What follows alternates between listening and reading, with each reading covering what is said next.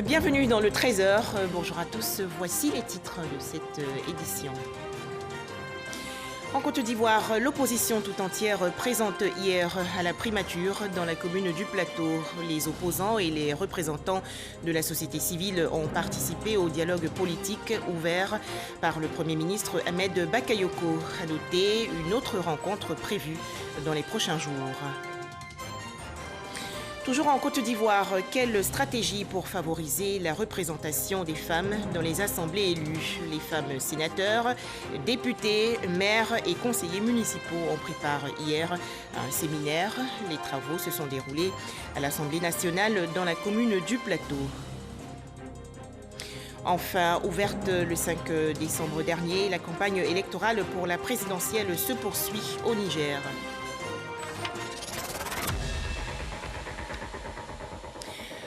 L'opposition ivoirienne a donc salué à l'unanimité la reprise des discussions. Les principaux acteurs politiques, dont ceux du PDCI, du FPI et de l'EDS et les responsables des organisations de la société civile ont en effet pris part au dialogue politique ouvert hier à la primature dans la commune du Plateau. Rencontre présidée bien sûr par le chef du gouvernement Ahmed Bakayoko. Les explications de Alexis Ouedraogo. Ils étaient tous bien présents ce lundi à la primature pour la relance du dialogue politique. Autour de la table, les ténors de l'opposition ivoirienne, PDCI-RDA, Front populaire ivoirien, EDS et autres organisations de la société civile. Cette séance d'ouverture a suscité en nous beaucoup d'espoir puisque le discours tenu a été un discours d'apaisement, un discours qui appelle à la confiance, un discours qui appelle également à œuvrer ensemble pour que la paix revienne dans notre pays. Vous savez qu'en tant que président de EDS, ayant pour référent politique le président Laurent Gbagbo, qui nous a toujours enseigné de asseyons-nous pour discutons. Je crois que nous sommes venus dans cet esprit de nous asseoir pour discuter et je pense qu'en discutant, on peut régler tous les problèmes et je pense que dans ce point, le gouvernement nous a donné l'assurance qu'on peut régler tous les problèmes. Nous avons toujours dialogué et ce n'est pas aujourd'hui que nous allons refuser le dialogue. Et le Premier ministre a fait une très bonne annonce, à savoir que nous allons reprendre et qu'il est très ouvert. En tout cas, nous voulons au niveau du Front populaire ivoirien et de l'AFD le remercier et remercier aussi le président de la République. Aujourd'hui, cette réunion est la preuve de ce que les Ivoiriens sont capables donc de régler leurs problèmes par eux-mêmes. Et déjà, les travaux avancent bien, des délais sont arrêtés. Le Premier ministre nous a proposé un chronogramme de travail. Je reste convaincu que d'ici, là, à la fin de ce mois, nous allons sortir donc des résolutions pour apporter un peu de paix, d'espoir et de quiétude au peuple de Côte d'Ivoire. Il y a un temps pour la guerre, les conflits, et il y a un temps pour la paix. Et je pense que le temps de la paix est véritablement arrivé. Parce qu'il y a un consensus qui s'est dégagé au cours de cette réunion. La société civile, elle espère que cette fois sera la bonne. Nous espérons que cette fois-ci, les acteurs concernés feront preuve de maturité, de responsabilité pour qu'on y parvienne. C'est sur instruction du chef de l'État Alassane Ouattara que le Premier ministre reprend les discussions pour mettre en œuvre les recommandations de la CEDEAO relatives à la CEI et surtout pour être en conformité avec le calendrier de la mise en place des institutions de la Troisième République. Avec son verbe franc, le Premier ministre Ahmed Bakayoko appelle à des échanges sincères tout le long du processus. Toutes les personnalités ici présentes ou représentées se connaissent dans ce pays. Il y a des liens de famille, des liens d'amitié, des liens de fraternité entre les uns et les autres. Il y a eu même des liens politiques, des liens d'alliance politique ou de désalliance politique. Nous nous connaissons tous. Nous avons en commun notre pays. Parlons-nous franchement, sans défiance, sans arrière-calcul, pour la paix, pour faire avancer notre pays. En tant que chef du gouvernement, je veux vous dire ma pleine disponibilité à aborder toutes les questions. Et je le répète, bien heureusement, chacune des parties ici présentes a eu l'occasion de gouverner. ce pays. Chacun connaît les contraintes du gouvernement et chacun connaît aussi les préoccupations de l'opposition. Mais il s'agit de notre pays. Ça ne sert à rien de nous voir toujours un jour trop tard pour faire l'économie des situations toujours bien regrettables. Je vous invite, à l'occasion de ce débat, nous puissions nous élever et faire la preuve que nous regardons notre pays, nos populations, nos militants qui souffrent à chaque fois qu'il y a des crises, que nous regardons l'intérêt supérieur de la nation. Soulignant que les différents premiers ministres qui se sont succédés à la tête du gouvernement ont toujours engagé le dialogue avec les partis politiques et les organisations de la société civile. De mémoire, le premier ministre Jeannot Kouadio-Aoussou les 27 et 28 avril 2012 à Grand-Bassam, le premier ministre Daniel Kablan-Duncan le 7 janvier 2013, le premier ministre Amadou Gon Coulibaly du 21 janvier au 21 octobre 2019 pour la première phase du dialogue portant sur la récomposition de la CEI et les questions connexes. Un dialogue qui s'est poursuivi dans une seconde phase du 9 janvier au 17 février 2020. Dans l'actualité nationale également, ce séminaire pour renforcer la participation des femmes dans les sphères de décision politique. Les femmes sénateurs, députés, maires et conseillers municipaux ont pris part aux travaux hier à l'Assemblée nationale dans la commune du Plateau. Les précisions de Moussa Konaté. La participation de la femme à la vie politique de la nation. Le sujet est au cœur de cette rencontre à l'hémicycle. Des femmes députées, sénatrices, maires et conseillères municipales échangent sur la loi relative à la représentation des femmes aux postes électifs. Pour que les partis politiques soient motivés à plus choisir les femmes dans les sphères de prise de décision, il y a quand même quelque chose qu'on a mis dans le texte qui dit que le parti politique qui va choisir les femmes, 30% des femmes, comme le choix de leur parti, ils vont avoir une subvention de l'État. Donc cela peut pousser, bousculer les choses pour que les femmes puissent être choisies. Est-ce que j'ai le soutien des dirigeants de mon parti politique? Est-ce que il ne faudrait plus que les femmes se posent toutes ces questions? Parce que notre chef de l'État, le président Alassane Ouattara, qui a cru aux femmes et il nous a donné cet outil. 29 femmes députées sur 251, 19 sénatrices sur 99. 16 femmes élues maires sur les 201 communes et une seule femme présidente de conseil régional sur 31. Des chiffres en deçà des attentes. Une insuffisance que les autorités ivoiriennes souhaitent voir corrigée grâce à la loi sur la présence des femmes dans les assemblées élues. Cette loi marque une nouvelle ère, en effet. C'est de l'éveil de la conscience politique des femmes dans une Côte d'Ivoire où chacun et chacune apporte sa pierre à la construction de l'édifice national. Honorables députés, vénérables sénatrices, mesdames les maires, en votre qualité de représentants du peuple dans vos différentes instances, votre engagement à amener le maximum de femmes à se porter candidates, à les encadrer, est essentiel pour l'atteinte du quota minimum de 30% de femmes candidates et à améliorer leur participation dans les assemblées élues. La loi favorisant la représentation de la femme dans les assemblées élues a été adoptée par l'Assemblée nationale en juillet 2019 et par le Sénat en octobre de la même année. Toujours en Côte d'Ivoire, bientôt la création d'une aire marine protégée à Grand Bérébi dans la région sud-ouest. Annonce faite hier par le ministre de l'Environnement et du Développement durable, le professeur Joseph Seka. Ce projet vient ainsi renforcer le dispositif de protection du littoral. Pour en parler, Kolo Coulibaly. La création des aires marines protégées, un projet qui voit le jour grâce à un appui du gouvernement suédois et du système des Nations Unies. C'est une réponse à la diminution des stocks halieutiques, la dégradation des écosystèmes marins et côtiers.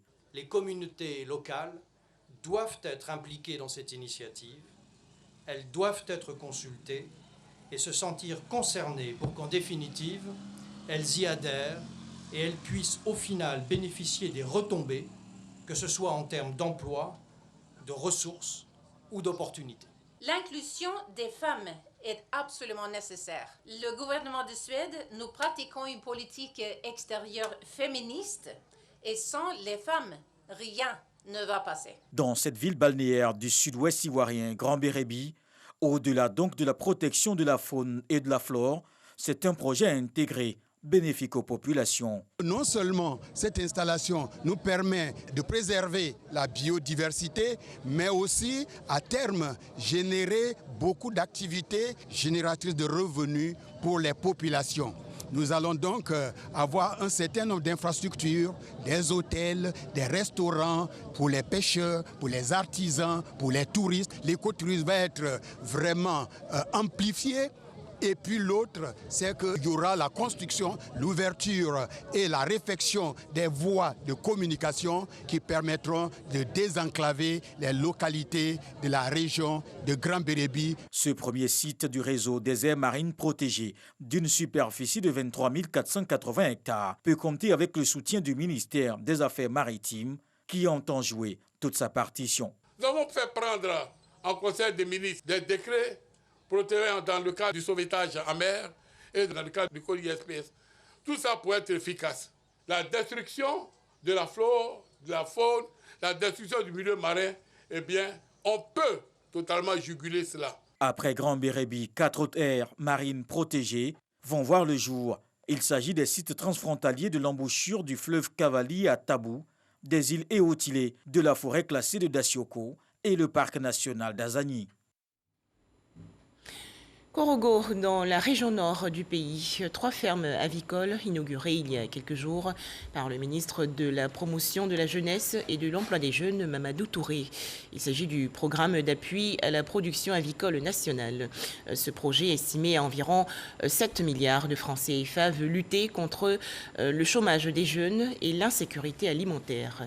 Mahama Traoré. La région du Poro est prise en compte par la phase pilote du projet d'insertion de 3300 jeunes dans le secteur avicole.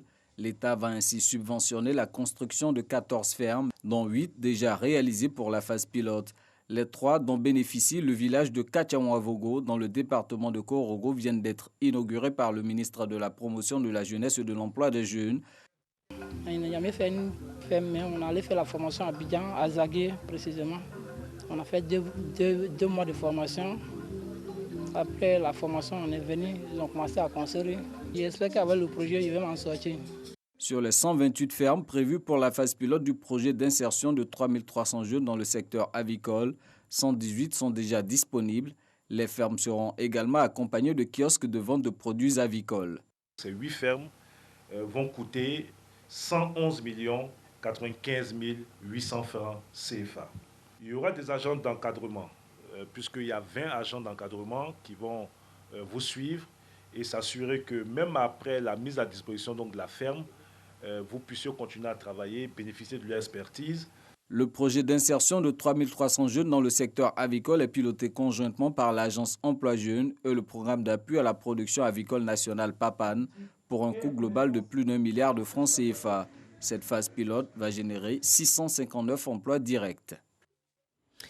Rappelons que le virus circule toujours, alors attention à la Covid-19.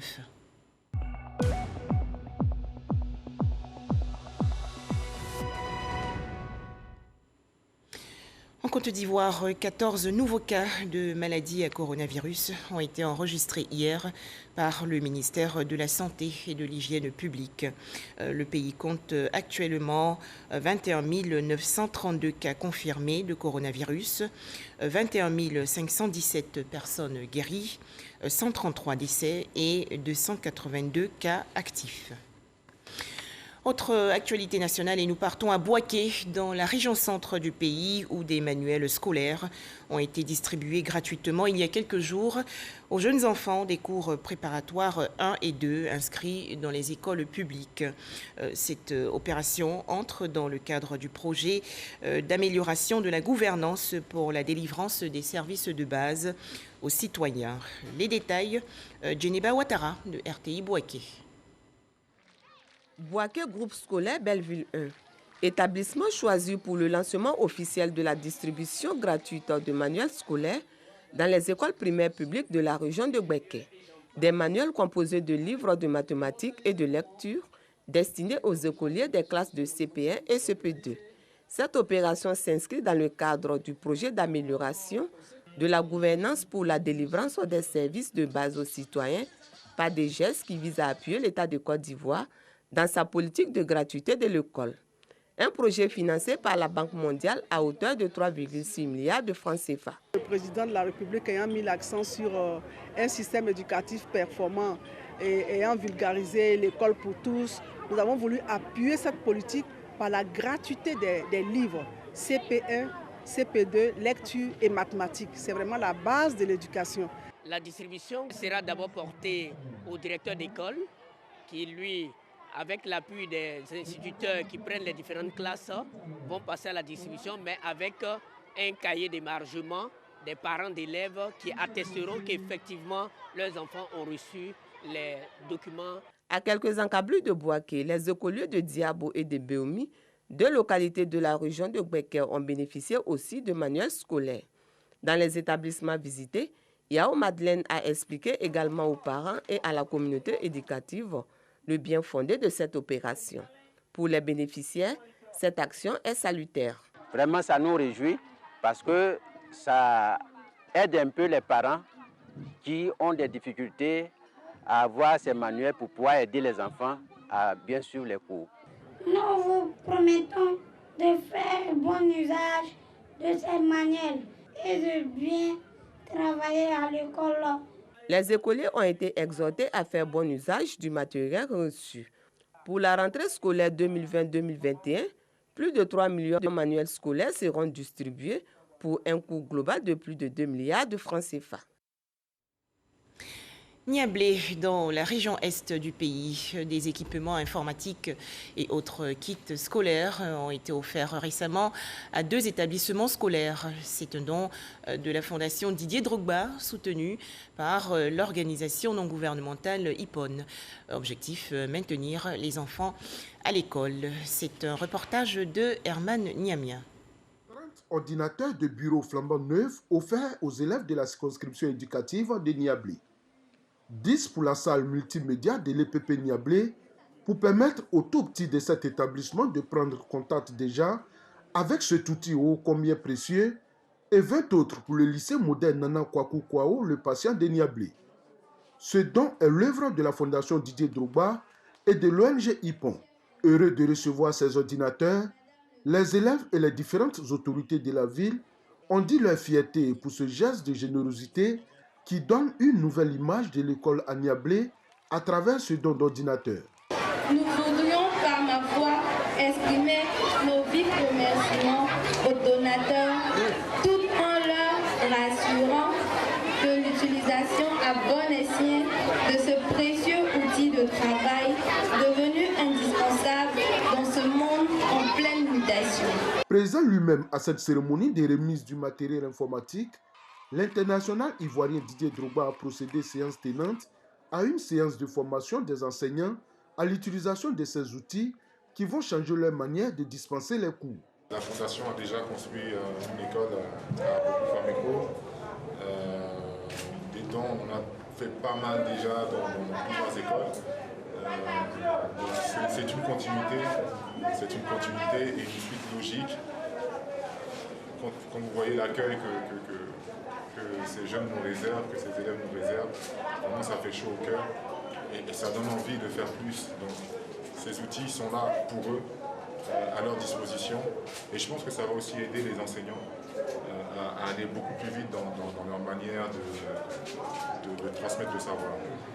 Outre le matériel informatique, la Fondation Didier Drogba et son partenaire l'ONG IPON ont fait don de plusieurs manuels scolaires composés de cahiers, de stylos, de cartables et de livres pour soulager les parents d'élèves.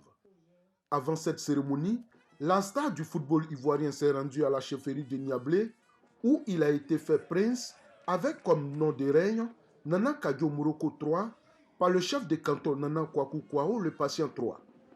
Après la cérémonie d'investiture, le prince Kadio Moroko III et sa délégation ont mis le cap sur la ville d'Abengourou où ils ont eu un tête-à-tête privé avec Sa Majesté Nana Bouakwasi III, roi de l'Indénié, à son domicile. Région du Tchologo, dans le nord du pays. Quelles infrastructures sociales construites en 2020? Le ministère des Affaires présidentielles, les élus et cadres du Tchologo ont fait récemment le point sur l'ensemble des projets réalisés. Les détails, Kader Sogodogo de RTI Bouaké. Lycée moderne Dominique Ouattara de Kong, lieu choisi par le ministre des Affaires présidentielles pour parler du développement de la région du Tchologo.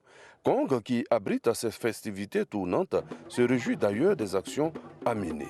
L'espoir est à l'horizon. Je voudrais, en cette occasion solennelle, vous exprimer les remerciements et les gratitudes de vos parents et de nos populations pour le travail colossal, remarquable, que ne cesse d'abattre inlassablement pour les conseils régionaux et vous présidez pour le meilleur d'une région du Tchologo. Pour 2020, l'éducation a occupé une bonne place.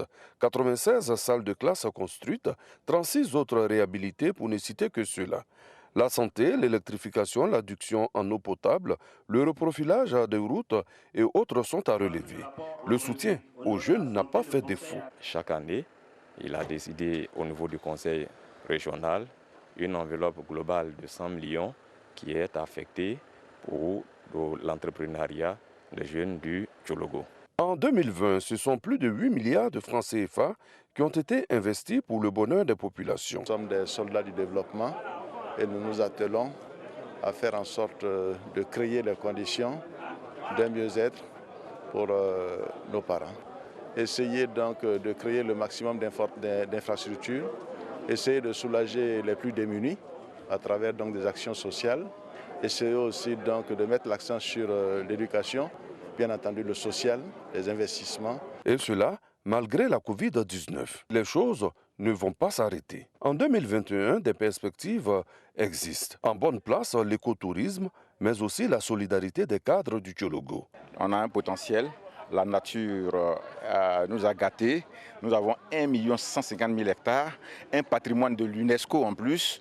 Il faut le valoriser. En 2021, c'est la même dynamique qui se poursuivra, avec l'aide, effectivement, l'appui de tous les cadres de la région, dont moi-même. J'apporterai vraiment à mon humble niveau tout ce que je peux pour l'appuyer, parce qu'il fait énormément pour la région, il mérite d'être encouragé. À la fin de la rencontre, des coopératives ont reçu des motos. Le ministre Téné Birahima Ouattara a également réceptionné des millions de cache-nez offerts à la région du Tchologo dans le cadre de la lutte contre la Covid-19. Un mot à présent sur l'édition 2020 de Abidjan Ville Lumière. Les derniers préparatifs se déroulent bien. Le ministre-gouverneur du district autonome d'Abidjan, Robert Begré-Mambé, a effectué une visite des sites dans la commune d'Abobo. Abidjan Ville Lumière, événement placé sous le haut parrainage de la première dame de Côte d'Ivoire, Dominique Ouattara, sera lancé aujourd'hui. Issa Yeo. Il n'y a pas de doute. Les populations du district autonome d'Abidjan auront droit à leurs festivités de fin d'année, Abidjan Ville Lumière et les feux d'artifice. Sauf que cette année, la fête va se dérouler dans la sobriété, en raison du contexte sanitaire marqué par la pandémie du coronavirus. N'empêche, l'équipe du ministre-gouverneur Robert Begré-Mambé a pris toutes les dispositions pour que ces célébrations des fêtes de fin d'année soient belles et réussies. La capitale économique a donc fait sa toilette. Pour les illuminations, par exemple, 17 sites dans 6 communes ont été identifiés. Ce sont, entre autres, pour Cocody, l'esplanade du pont Henri Bédier, à Abobo, le rond-point de la mairie, à Koumassi, le grand carrefour et bien d'autres artères.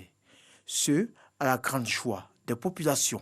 Nous remercions le district d'Abidjan et ça embellit la ville de Koumassi. Ça fera plaisir aux enfants. C'est une très belle initiative. Concernant les feux d'artifice, des sites sécurisés ont été retenus dans différentes communes du district d'Abidjan, avec pour objectif éviter au maximum des attroupements. Autre fait important, en raison du coronavirus, le district autonome d'Abidjan, institution citoyenne, met un accent particulier sur le social, conformément aux recommandations du président de la République Alassane Ouattara. Les aides aux couches sociales en difficulté seront accrues. À cet effet, les populations cibles et institutions sociales bénéficieront de vivres et de non-vivres.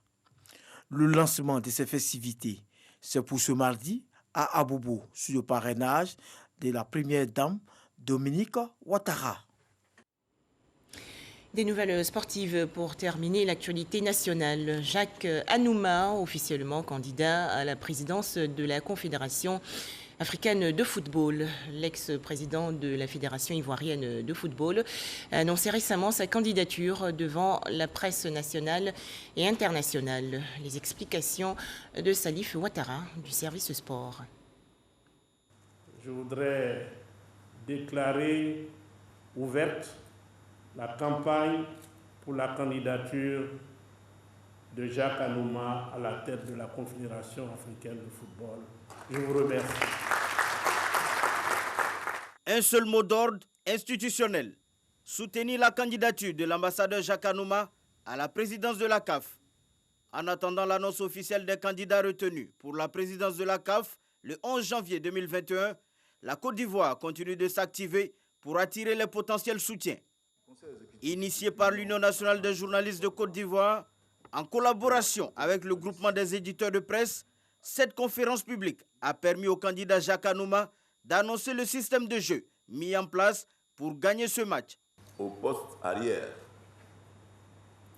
se trouve le comité des sages, encadré par le gouvernement tout entier, lequel est coaché par le Premier ministre et placé sous le haut commandement du président de la République.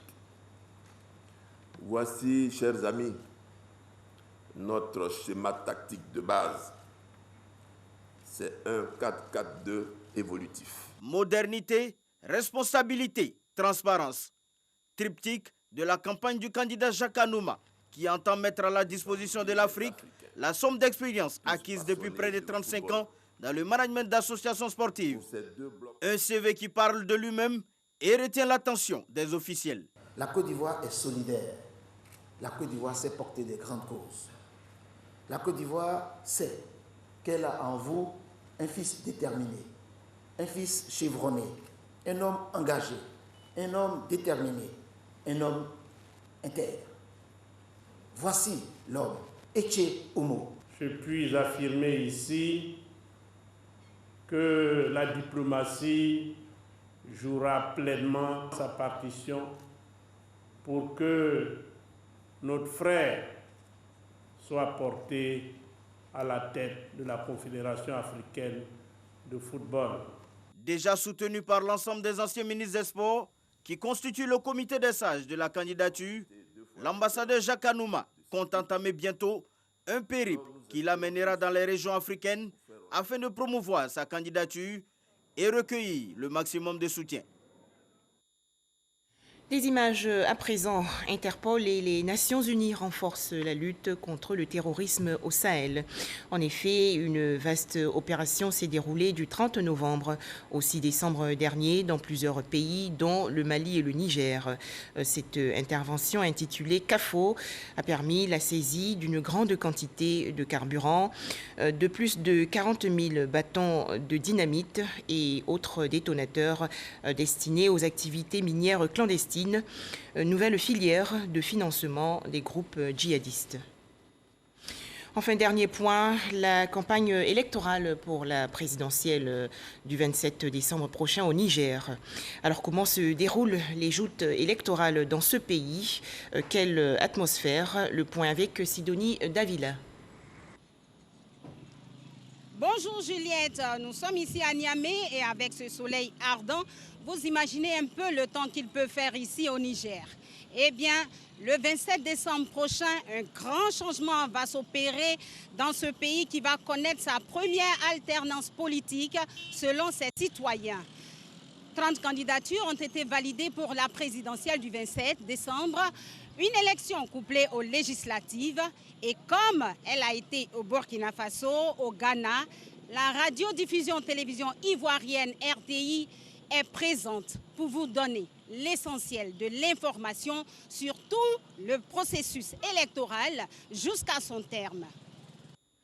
Merci à vous, Sidonie Davila. Et c'est la fin de cette édition. Agréable après-midi à toutes et à tous.